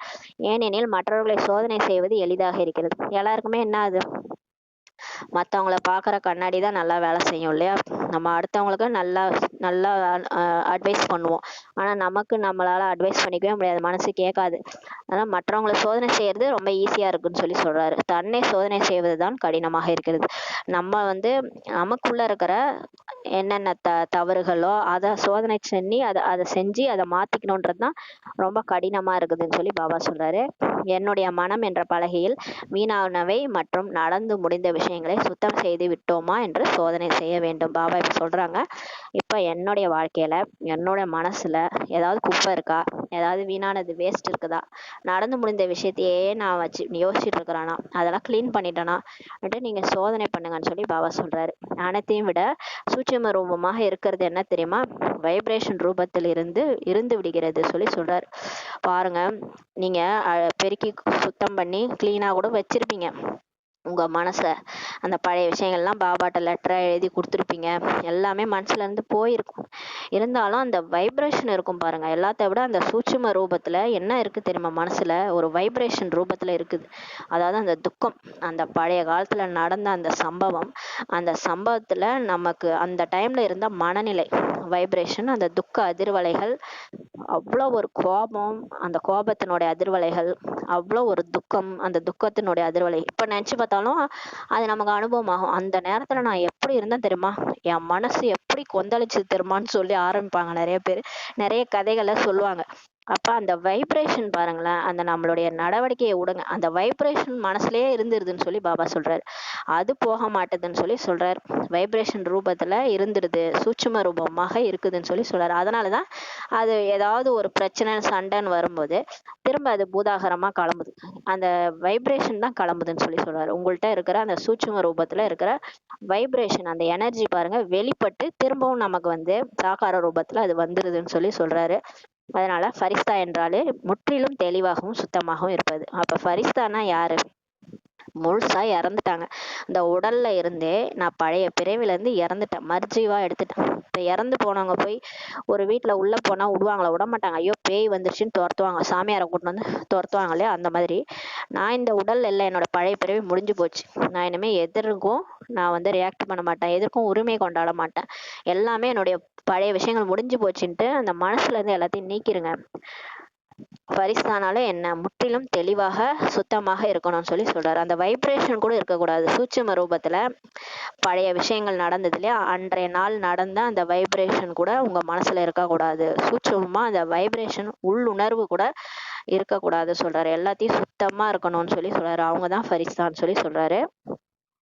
எதிர்நோக்கும் சக்தியின் மூலம் எதிர்மறையானதை நேர்மறையானதாக மாற்றம் செய்து உள்ளடக்கி கொள்ளுங்கள் சொல்லி சொல்றாரு. இப்போ உங்களுக்கு பாபா மூலமா சக்தி கிடைக்குது இல்லையா, எதிர்நோக்கும் சக்தி கிடைக்குது. அதனால அந்த எதிர்நோக்கும் சக்தி மூலமா நெகட்டிவானதை கூட பாசிட்டிவா மாற்றிடுங்க, மாற்றம் செஞ்சு உள்ளடக்கிக்குங்கன்னு சொல்லி சொல்லிட்டாரு. வாழ்க்கையில நடந்த அனைத்து சம்பவங்களும் எனக்கு சரியானதுதான், நன்மைக்காக தான் நடந்திருக்கு, என்னுடைய முன்னேற்றத்துக்காக நடந்திருக்குது, என்னுடைய சக்தி இப்பதான் வெளிப்படுது, எல்லாமே எனக்கு நல்லதுதான் நடந்திருக்குது. பாபா உலக மாற்ற காரியத்துல ஈடுபட்டிருக்கிறாரு, அதுல என்னையும் தேர்ந்தெடுத்திருக்காரு. அடுத்த பிறவி நான் சத்தியோகத்துக்கு போக போறேன், நான் சொர்க்கத்துக்கு போகணும்னா எனக்கு இதெல்லாம் நடக்கணும்னு இருக்குது. அதனால எனக்கு வாழ்க்கையில நடந்த அனைத்தும் நன்மைக்கு தான் நடந்திருக்கு. எனக்கு எல்லாரும் கஷ்டத்தை கொடுக்குறாங்க, துக்கம் கொடுக்குறாங்க அப்படின்னா என் நன்மைக்கு தான் கொடுத்துருக்காங்க. நான் ஏதோ பழைய பிறவில கொடுத்துருக்குறேன், அதை திரும்ப எனக்கு கொடுக்குறாங்க அப்படின்ட்டு எல்லாத்தையும் நெகட்டிவானதை பாசிட்டிவா மாத்திக்கங்க. எதையுமே ஏற்றுக்காதீங்க, துக்கத்தெல்லாம் எடுக்காதீங்க, துக்கம் கொடுக்காதீங்க. உங்களை குறித்தும் ஏதாவது கில்ட்டி அதாவது குற்ற உணர்வு உங்களுக்குள்ளார இருந்ததுன்னா அதையும் நீக்கிருங்க. ஐயோ நான் இப்படி பண்ணிட்டேன், இந்த மாதிரி செஞ்சிடக்கூடாது, அந்த மாதிரி குற்ற உணர்வு கூட சில பேரை கொல்லும். அந்த மாதிரி விஷயங்களை கூட நீக்கிருங்க. எதிர்மறையானதை பாசிட்டிவா மாற்றம் செஞ்சு உள்ளடக்கிக்கங்கன்னு சொல்லி பாபா சொல்றாரு. எல்லாத்தையும் உங்களுக்குள்ளார உள்ளடக்கும் சக்தி பாபா கொடுத்துருக்காருல, அதன் மூலமா உள்ளடக்கிடுங்க. பாபாட்ட எழுதி சார்ட் வச்சு பாபாட்ட எழுதி சொல்லிட்டாலே எல்லா விஷயமும் போயிடும். அது மாதிரி பாபாட்ட சொல்லிடுங்க. யாராவது ஒருத்தவங்கள்ட்ட சொன்னா கூட மனசுல இருக்கிறதெல்லாம் போயிடும் இல்லையா? அந்த மாதிரி நம்ம யார்கிட்டயோ சொன்னா அவங்க போய் வெளியில இருக்கிறவங்க ஊர் ஊரா போய் சொல்லிடுவாங்க. அவங்கள்ட்டலாம் நம்ம சொல்லக்கூடாது. நம்ம பாபா கிட்டயே லெட்டர் எழுதி கொடுத்துடலாம். பாபா வந்து யார்கிட்டயும் சொல்ல மாட்டாரு. அதனால அவர்கிட்ட சொல்லிட்டா மனசு லேசாயிரும். அது மாதிரி பாபா நெகட்டிவா வந்து பாசிட்டிவா மாத்திக்க சொல்றாரு. எதிர்மறையாகவே உள்ளே வைத்துக் கொள்ளாதீர்கள். அப்படியே நெகட்டிவாவே உள்ள வச்சுக்காதீங்க. நடந்து முடிஞ்ச விஷயங்கள் என்ன அவங்க இப்படி அவமானப்படுத்தினாங்க, எல்லாரும் எதற்குமே நான் அவமானப்படுத்திட்டாங்க அப்பனா அது எவ்வளவு ஒரு எதிர்மறையான சுச்சுவேஷன். அந்த நெகட்டிவான சுச்சுவேஷனை அப்படியே உள்ளார வச்சுக்கிறது. அப்புறம் டைம் வரும்போது அவங்கள வந்து திட்ட வேண்டியது. இதெல்லாம் வந்து நம்ம வந்து பண்ற பாவ கர்மம்ல லிஸ்ட் ஆயிடும். திரும்ப திரும்ப நம்ம என்ன வரும், பாவ ஆத்மாவாவே மாறிட்டு இருக்கோம். அதான் பாபா சொல்றாரு, நடந்து முடிந்த விஷயங்களை நெகட்டிவாவே உள்ள வச்சுக்காதீங்க. நேர்மறையா மாற்றம் செஞ்சு அதை உள்ளார வச்சுக்காங்க. எனக்கு நல்லதுக்கு தான் நடந்திருக்குது. இது ஏதோ நான் பழைய பிறவியில அவங்களுக்கு நான் ஏதோ செஞ்சிருக்கேன், அதனால எனக்கு அவங்க அப்படி பண்ணிட்டாங்க, இதை நான் ஏத்துக்கிறேன். ஏற்றுக்கொள்ளும் சக்தி மூலமா நேர்மறையா மாத்திக்கிட்டு அதை உள்ளடக்கிக்கும் போது தான் புதிய நூற்றாண்டில் புதுமை தன்மை வரும் சொல்லி பாபா சொல்றாரு. இந்த மாதிரி அப்ப நீங்க மாறுவீங்களோ அப்பதான் நீங்க உங்களுடைய உண்மையான மாற்றமே நடைபெறும். உங்களுக்குள்ளார புதுமை தன்மை வரும் சொல்லி பாபா சொல்றாங்க. இரண்டாவது, என்ன பார்த்தேன் என்று சொல்லட்டுமா சொல்லி சொல்றாரு. இப்ப பாபா வந்து என்ன சொல்லிட்டு இருக்காரு, குழந்தைகள்கிட்ட இருக்கிற அந்த சார்ட் பார்த்தாரு இல்லையா, அந்த இறுதி கணக்கு, அதுல வந்து என்னென்ன பார்த்தேன்னு சொல்லினுக்கிறாரு. இரண்டாவதா என்ன பார்த்தேன்னு சொல்றாரு. சொல்லட்டுமா அல்லது மருந்து அதிகமாகி விடுமான்னு சொல்லி கேக்குறாரு. சொல்லிட்டா இல்லைன்னா வியாதி அதிகமாயிருமா மருந்து அதிகமாயிருமான்னு சொல்றாரு. எப்படியாவது நான் உங்களை என்னுடன் கூடவே பரந்தாமத்திற்கு அழைத்து செல்ல வேண்டும். பாபா சொல்றாரு, எல்லாரையும் எப்படியாவது பரந்தாமத்துக்கு கூட்டிட்டு போனோமா, அடித்தாலும் சரி அல்லது அன்பாக அழைத்து செல்வேன் என்று பாப்தாதா முன்னதாகவே சொல்லியிருந்தோம். பாபா முன்னாடியே சொல்லியிருந்தாலும் அடிச்சு கூட கூட்டின்னு போவாராம், இல்லைன்னா அன்பா அழைச்சிட்டு போவாராம் பரந்தாமத்துக்கு. அஞ்ஞானிகளுக்கு தண்டனை கொடுத்து குழந்தைகளாக உங்களை அன்போடு அழைத்து செல்கிறார். பாருங்க, கடவுள் சொல்றார் பாருங்க. அஞ்ஞானிகள் இருக்காங்களா, அவங்கெல்லாம் உடம்ப விட்டு வரமாட்டேன்னு அடம் பிடிப்பாங்க. ஐயோயோ நான் பற்று வச்சிருக்கேன், என் குழந்தைய விட்டு வரமாட்டேன் அப்படி இப்படின்ட்டு எல்லாம் வரமாட்டாங்க. இருந்தாலும் பாபா கடைசி நேரத்துல வேற வழியே கிடையாது இல்லையா, எல்லாருக்குமே அந்த மாதிரி ஒரு சூழ்நிலை வரும். கடவுளே இந்த உலகத்தை அழிச்சிருன்னு சின்ன குழந்தை கூட சொல்லும். அந்த மாதிரி ஒரு நேரம் வரும். அப்ப உலகம் வந்து வாழ தகுதி இல்லாத மாதிரி ஆயிடும். அப்ப அந்த நேரத்துல தண்டனை கொடுத்து கூட பாபா கூட்டு போறாரு அஞ்ஞானிகளுக்கு. ஞானிகளுக்கு கிடையாது, அஞ்ஞானிகளுக்கு தண்டனை கொடுத்து கூட தர்மராஜா மாறிடுவாரு. தண்டனை கொடுத்து கூட்டு போவார். ஆனா நமக்கு குழந்தைகளாகி நமக்கு பாருங்க, நம்ம வந்து இப்பவே அவருடைய குழந்தையாகி அவர் பேச்சை கேட்கறோம் இல்லையா, நம்ம ட்ரஸ்டியா இருந்துதான் வாழறோம். நம்ம வந்து ஃபரிஸ்தாவா இப்போவே வாழ கத்து கொடுக்குறாரு பாபா. அப்ப கடைசியில நம்ம ஃபரிஸ்தாவா அவர் கூட பறந்து போயிடும். ஆனா நம்மள வந்து பாபா எப்படி அழைச்சிட்டு போறாரு பாருங்களேன், அன்போடு அழைத்து செல்கிறார். பாபா சொல்றாரு, அது போலவே ஏதாவது செய்தாவது உலகிற்கு முன்னால் மகான் ஆத்மாக்களை ஃபரிஸ்தா ரூபத்தில் வெளிப்படுத்தியே ஆக வேண்டும் என்று பாப்தாதா இப்போதும் சொல்கிறார். அதே மாதிரியே இப்ப நம்மளை ஏதாவது பண்ணியாவது பாபா என்ன பண்ணுவாரு, உலகத்துக்கு முன்னாடி நம்மளெல்லாம் மகான் ஆத்மாக்களா ஃபரிஸ்தா ரூபத்துல வெளிப்படுத்தணுன்றதுனால இதெல்லாம் இப்ப சொல்லிட்டு இருக்கிறாரு. எனவே தயாராக இருக்கிறீங்களா சொல்லி கேக்குறாரு. பாப்தாதா சொல்லி இருந்தார் அல்லவா, ஏதாவது செய்து ஃபரிஸ்தா ஆகியே தீர வேண்டும். ஏதாவது பண்ணணும். டிராமால அடி கொடுத்தாலும் நம்மளை மாத்துவாரு. ஏதாவது பண்ணி நம்மளை ஃபரிஸ்தாவா மாத்தணும், அவரோட வேலை அதான். இல்லை என்றால் புது உலகம் எப்படி வரும் சொல்லி பாபா கேக்குறாரு. குழந்தைகளே, நீங்க மாட்டு டேரா போட்டு இதான் அப்படி என் வாழ்க்கைன்னு நினைச்சுன்னு வாழ்ந்துட்டு இருந்தீங்கன்னா அப்புறம் எப்படி சொர்க்கம் வரும்? அங்கதானே நீங்க சூப்பரா வாழ போறீங்க. அதனால உங்களுக்கு எப்படியாவது உங்களை ஃபரிஸ்தாவா நான் மாத்திருவேன், கவலைப்படாதீங்கன்னு சொல்றாரு. நல்லது. அடுத்ததாக எந்த விஷயத்தை பார்த்தார்? இறுதியின் கடைசி நாள் அல்லவா பார்த்தார். பாப்தாதா அநேகர் என்ற வார்த்தையை சொல்லி கொண்டிருக்கிறார், அனைவரும் என்று சொல்லவில்லை. பாபா என்ன சொல்றாருன்னா, எல்லாரும் சொல்லல, சில பேரும் தான் சொல்றாரு. அநேகர் செஞ்சிட்டு இருக்கிறாங்கன்னு சொல்றாரு, எல்லாருமே சொல்லல. அதனால கவலைப்படாதீங்கன்றாரு. அநேகர் என்றுதான் சொல்கிறார். எனவே அடுத்த விஷயத்தை பார்த்தார். என்ன விஷயம் பார்த்தார்னா, ஏனெனில் காரணத்தை நிவாரணம் செய்யும் போது நவ நிர்மாண் புதிய கட்டுமானம் செய்ய வேண்டும். எனவே காரணம் அலட்சியத்தன்மையின் விதவிதமான ரூபத்தில் பார்த்தார். இப்ப பாபா எதுக்காக இதெல்லாம் சொல்றாருன்னா, ரீசன் இருக்கு இல்லையா, அந்த ரீசனுக்கு புதுசா ஏதாவது மாத்தணும். இப்ப எல்லாத்துக்கும் ரீசன் வந்து பாபா பாக்குறாரு. அந்த ரீசனுக்கு புதிய கட்டுமானம் புதுசா ஏதாவது செய்யணும் இல்லையா, அதுக்காக பாபா வந்து நிவாரணம் பண்ணிட்டு இருக்காரு. காரணத்துக்கு நிவாரணத்துக்காக இதெல்லாம் சொல்லிட்டு இருக்கிறான்னு சொல்லி சொல்றாரு. பாபா சொல்றாரு, அநேக விதமானவங்கள்ட்ட என்னத்தை பார்த்தாருன்னா, அலட்சியத்தன்மையின் விதவிதமான ரூபத்தை பாபா பார்த்தாரு. அலட்சிய போக்குல இருக்கிறாங்க. ஒரு சிலரிடத்தில் மிகவும் ராயல் ரூபத்தில் அலட்சியத்தன்மை பார்த்தார். ஒரு சில குழந்தைகள்கிட்ட பாபா ராயல் ரூபத்துல அலட்சியத்தன்மை. அது என்ன ராயல் ரூபத்துல அலட்சியத்தன்மை? ஒரே வார்த்தை. அலட்சியத்தன்மையின் காரணம் என்னன்னா, அனைத்தும் நடைபெறுகிறது ஏனெனில் சாகாரத்தில் என்றால் ஒவ்வொருவரின் ஒவ்வொரு செயலையும் யாருமே பார்ப்பதில்லை. சாகார பிரம்மாவை கூட ஸ்தூலத்தில் பார்க்கவில்லை. ஆனால் இப்போது அவ்யக்த ரூபத்தில் ஒருவேளை பார்க்க விரும்புகிறீர்கள் என்றால் எவர் மூலமாவது ஒவ்வொரு செயலையும் பார்க்க முடியும் சொல்றாரு. பாபா சொல்றாரு, அலட்சியத்தன்மையின் காரணம் ஒரே வார்த்தையில எல்லாமே நடைபெறுகிறது அப்படின்னு சொல்லிடுறாங்களாம். எல்லாம் நடக்குது தானே அப்படின்னு சொல்லிடுறாங்க. ஏனெனில் இப்ப சாகாரத்துல ஒவ்வொருவரும் ஒவ்வொரு செயலையும் யாருமே பாக்குறது இல்லை இல்லையா? இப்போ ஒரு பிகே என்ன பண்றாங்க, இன்னொரு பிகேக்கு என்ன தெரியும்? நம்ம என்ன பண்றோம்னு மத்தவங்களுக்கு என்ன தெரியும்? அந்த மாதிரி ஒரு அலட்சிய போக்கு இருக்குன்னு சொல்றாரு. இப்ப சாகார பிரம்மாவை கூட சூலத்துல யாரும் பார்க்கவில்லை. ஆனால் இப்போது அவ்யக்த ரூபத்துல ஒருவேளை பார்க்க விரும்புகிறீர்கள் என்றால் எவர் மூலமாவது ஒவ்வொரு செயலையும் பார்க்க முடியும் சொல்லி பாபா சொல்றாரு. இப்ப நம்ம அவ்யக்த ரூபத்துல ஃபரிஸ்தாவா இருந்து நம்ம பாக்குறோம்னா ஒவ்வொரு செயலையுமே நம்மளால பார்க்க முடியும்னு சொல்றாரு. பரமாத்மாவிற்கு 1000 கண்கள் இருக்கின்றன, 1,00,000 கண்கள் இருக்கின்றன, 1,00,000 காதுகள் இருக்கின்றன என்று பாடப்படுகிறது. பாருங்க, அந்த பக்தி மார்க்கத்துல 1000 கண்கள் உடையவளே கூடிய அம்மனுக்கெல்லாம் கூட பார்த்து பாடியிருக்காங்க இல்லையா? பரமாத்மாவுக்கு அவர் பாடாமலா இருப்பாங்க? பரமாத்மாவுக்கு 1000 கண்கள் இருக்கின்றன, 1,00,000 கண்கள் இருக்கின்றன, 1,00,000 காதுகள் இருக்கின்றனலாம் பாடப்பட்டிருக்கதான் சொல்றாரு. இப்போது அவற்றை நிராகார் மற்றும் அவ்யக்த பிரம்மா இருவரையும் ஒன்றிணைந்து பார்க்க முடியும் சொல்றாரு. அப்ப பாபாவால நம்மளை எப்படி பார்க்க முடியும்னா, அவ்யக்த பிரம்மா பாபா ரூபத்துல நிராகாராகவும் இருந்து அவரால் பார்க்க முடியும். அவ்யக்த பிரம்மா பாபா 2 பேருமே ஒன்றிணைந்து பார்க்க முடியும் சொல்றாரு. எவ்வளவுதான் மறைப்பதும் கூட ராயல் ரூபத்தில் சாதாரணமாக இல்லை சொல்றாரு. எனவே அலட்சியம் என்பது ஒன்று வெளிப்படையாகவும் இருக்குது, மற்றொன்று மறைமுகமாகவும் இருக்கிறது சொல்றாரு. நீங்க எவ்வளவுதான் மறைச்சா கூட மறைப்பதும் கூட ராயல் ரூபத்துல இருக்குது, சாதாரணமா இல்லைன்னு சொல்றாரு. அலட்சியம் வெளிப்படையாகவும் இருக்குதான், இன்னொன்னு மறைமுகமாகவும் இருக்குது சொல்றாரு. இரண்டிற்குமான ஒரே வார்த்தை நடைபெற்று கொண்டிருக்கிறது. என்ன நடக்கிறது என்று பார்த்தாகிவிட்டது, ஒன்றும் நடைபெறுவதில்லை. இப்போது நடப்பது நடக்கட்டும், பிறகு பார்த்து கொள்ளலாம். இதுதான் அலட்சியத்தன்மையின் எண்ணம் சொல்றாரு.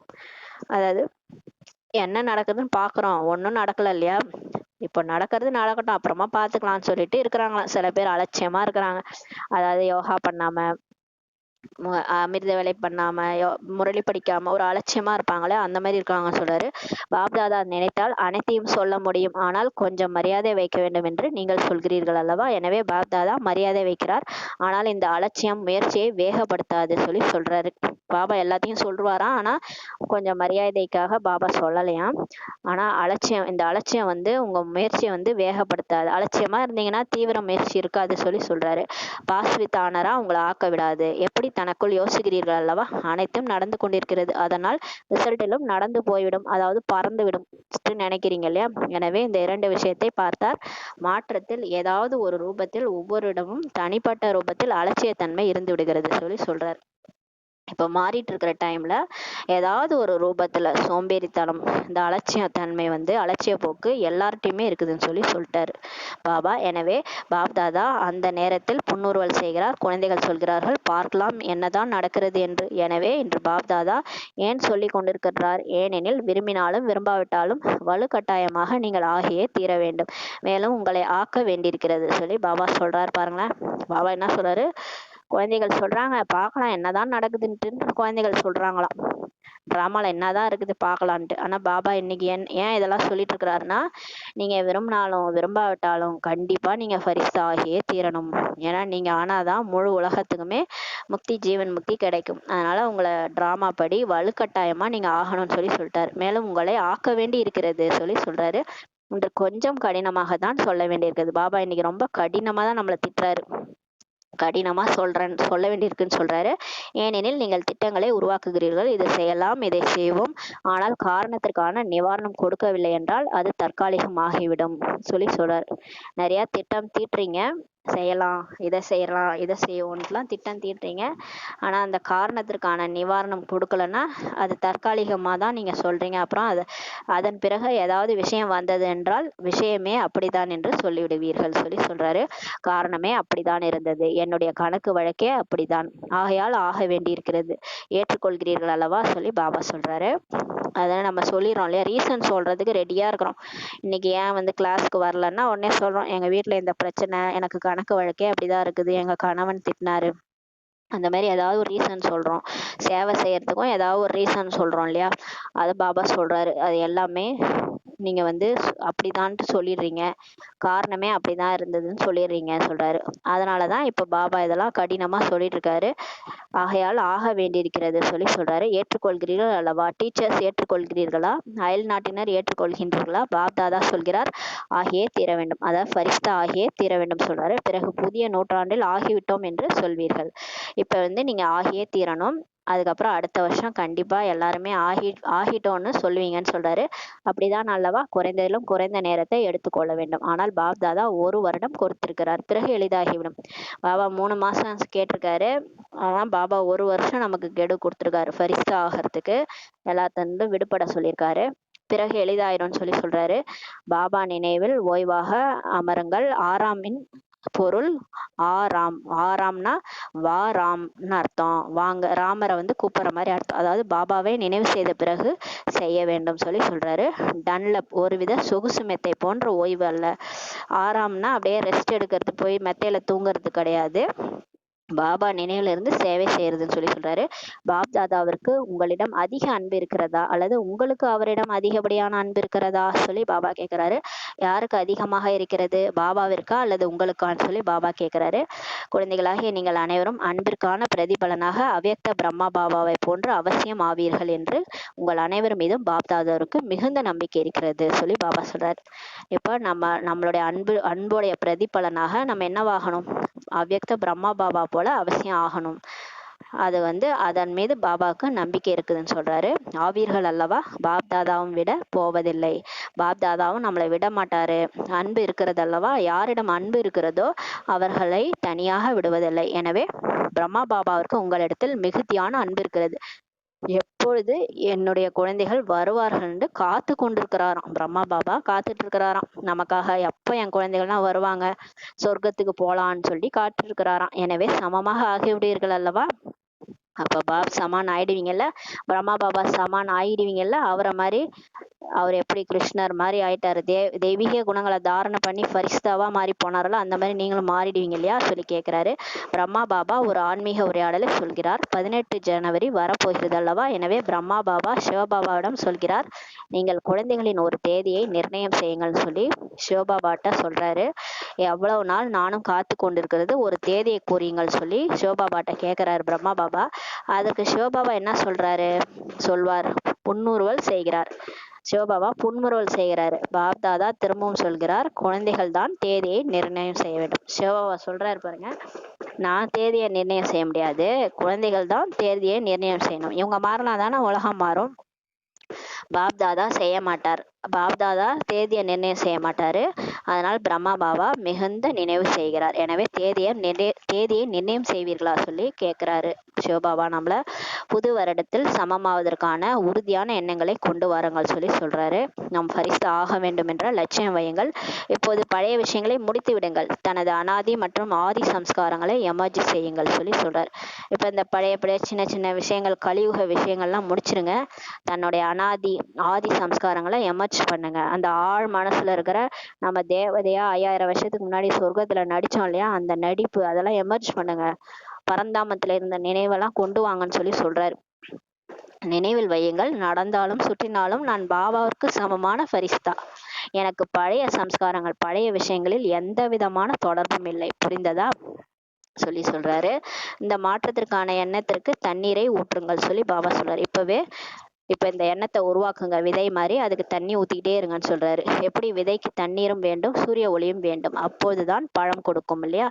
அந்த சாதாரண விதைக்கு தண்ணியும் சூரிய ஒளி இருந்தால் தானே பழம் கொடுக்கும். அதே மாதிரி இந்த எண்ணங்களின் விதைக்கு நினைவு என்ற தண்ணீர் மற்றும் சூரிய ஒளினா பாபாவுடைய லைட் கொடுத்து கொண்டே இருக்கணும். அடிக்கடி ரிவைஸ் செய்யுங்கள். நான் பாப்தாதாவிடம் என்ன உறுதிமொழி செய்தேன் சொல்லிட்டு ரிவைஸ் பண்ணுங்க. நான் என்ன சொன்னேன் பாப்தாதாட்ட? பாபா, நான் அடுத்த வருஷத்துல உங்களுக்கு சமானமாகி பரிசாவா மாறி காட்டுறேன். அந்த உறுதிமொழி நம்ம கொடுக்குறோம் இல்லையா? இந்த முரளியில பாபா உறுதிமொழி வாங்குறாரு. அதனால நம்ம அடிக்கடி அதை நினைவு செஞ்சுக்கணும்னு சொல்லி பாபா சொல்றாரு. நல்லது. 4ஆம் பக்கத்திலும் உள்ள மகானாத்மாக்களுக்கு சதா மாற்றத்திற்கான சக்தியை ஒவ்வொரு நேரமும் காரியத்தில் பயன்படுத்தக்கூடிய, உலகத்தை மாற்றம் செய்யக்கூடிய ஆத்மாக்களுக்கு சதா உறுதியான நம்பிக்கையின் மூலம் பிரத்யட்ச சுரூபத்தை காட்டக்கூடிய பிராமண நிலையிலிருந்து ஃபரிஸ்தா நிலை அடையும் ஆத்மாக்களுக்கு சதா ஒரு பாபாவை தவிர வேறு யாருமே இல்லை. பாபாவிற்கு சமமாக ஆகக்கூடியவர்களுக்கு பாப்தாதாவின் அன்பிற்கு கைமாறு கொடுக்கக்கூடிய ஆத்மாக்களுக்கு பாப்தாதாவின் அன்பு நினைவுகள் மற்றும் நமஸ்காரம். 4ஆம் பக்கத்திலும் உள்ள குழந்தைகளுக்கு புது வருடத்தின், புது யுகத்தின், புது வாழ்க்கையின் வாழ்த்துக்கள் வாழ்த்துக்கள் வாழ்த்துக்கள். இந்த புது வருடத்தில் பிரம்மா பாபாவின் மூலம் உச்சரிக்கப்பட்ட மகா வாக்கியங்கள் சதா நினைவில் வைக்க வேண்டும்.